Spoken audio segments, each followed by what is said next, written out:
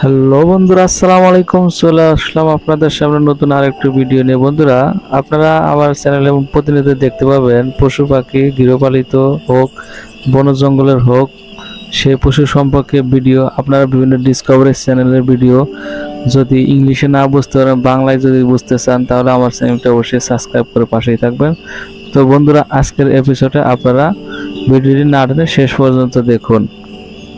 বন্ধুরা, আমরা হায়না পশুটিকে জঙ্গল প্রাণীর শিয়ালের মতো দেখতে বা কুকুরের মতো দেখতে, যদিও কুকুর না, এদের পিছনের দিকটা অনেকটাই গোল আকারের।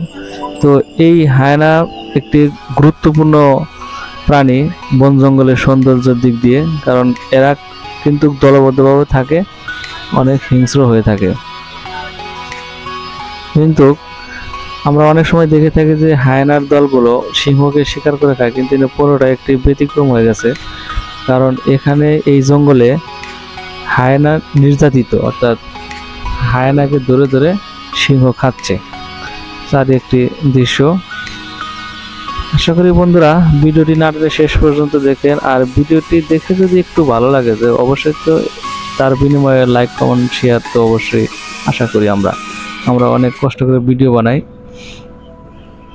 তো বন্ধুরা দেখুন যে কতগুলো সিংহকে, কতগুলো হায়না তার ঘিরে রেখেছে, একটা অসাধারণ দৃশ্য।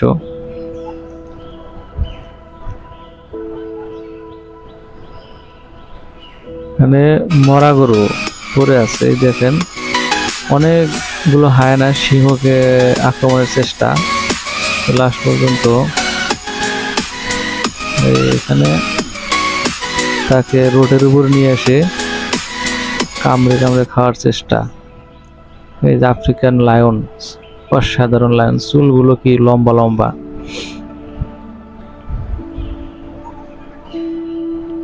এই যে সিংহর এক একটা গর্জন মনে হয় একেবারে হৃদয় কম্পনের মতো। আর অনেকগুলো, একটা শিকার অনেক আগে থেকে মরে আছে, সেখানে সবাই বলে ভিড় জমাচ্ছে। এখানে সিংহটি মারা গেছে, যার কারণে হায়না আনন্দে নাচতেছে এই জায়গায়। আর পশু পাখি মারা যাওয়ার পরে যেখানে শৈবাল হয়ে গেছে, তারপরেও সেখানে শিয়াল যা খাচ্ছে, এগুলা কি করবে? শিয়াল তার বড় প্রাণী শিকার করতে পারে না। এই যে হায়না ছুটাছুটি, ও শেষ পর্যন্ত হায়নাকে ধরেই ফেললো। আসলে প্রকৃতির পরিবেশ থেকে অনেক কিছুই শেখা যায়, যে কিভাবে তারা খাবারের জন্য ছুটোছুটি করে, একজন অন্যজনকে কিভাবে অ্যাটাক করে এবং তার প্রাণ নাশ করে খেয়ে ফেলে। মাংসচাষী প্রাণীর ক্ষেত্রে এটাই হচ্ছে বড় একটা সমস্যা, যে তাদেরকে দিন শেষে যে কোনো পশুকে হত্যা করতে হবে।